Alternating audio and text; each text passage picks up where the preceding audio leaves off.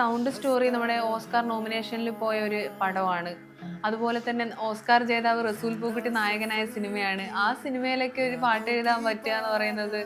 ഒരു ദിവസം ഞാൻ ഫേസ്ബുക്കിൽ ഇങ്ങനെ ഇത് കണ്ട് രാഹുൽ സാറിൻ്റെ ഒരു ഇതിൽ അടുത്ത ഒരു സിനിമയ്ക്ക് വേണ്ടിയിട്ട് ഭംഗിയുള്ള ഒരു ഹിന്ദി വരികൾ എനിക്ക് ആരെഴുതി തരും എന്നാണ് അതിൽ വന്നിട്ടുണ്ടായിരുന്നത്. അപ്പോൾ ഞാൻ വെറുതെ കമൻസ് ഒക്കെ ഇങ്ങനെ വെറുതെ ഇങ്ങനെ നോക്കി. അപ്പോൾ താഴെ ഇങ്ങനെ നോക്കിയപ്പം എൻ്റെ പേര് മെൻഷൻ ചെയ്തിട്ടുണ്ട്. വിശ്വജിത്ത് സാറാണ് ഫുക്രിയിലെ മ്യൂസിക് ഡയറക്ടർ, അദ്ദേഹമായിരുന്നു. കമൻസിൽ ഇട്ടു ഫൗസിയ അബൂബക്കറിന് അവരിട്ടു. അത് കഴിഞ്ഞിട്ട് എൻ്റെ പേര് മെൻഷൻ ചെയ്തുകൊണ്ടാണ് എനിക്ക് ആ വാളിൽ പോയി നോക്കാൻ കഴിഞ്ഞത്.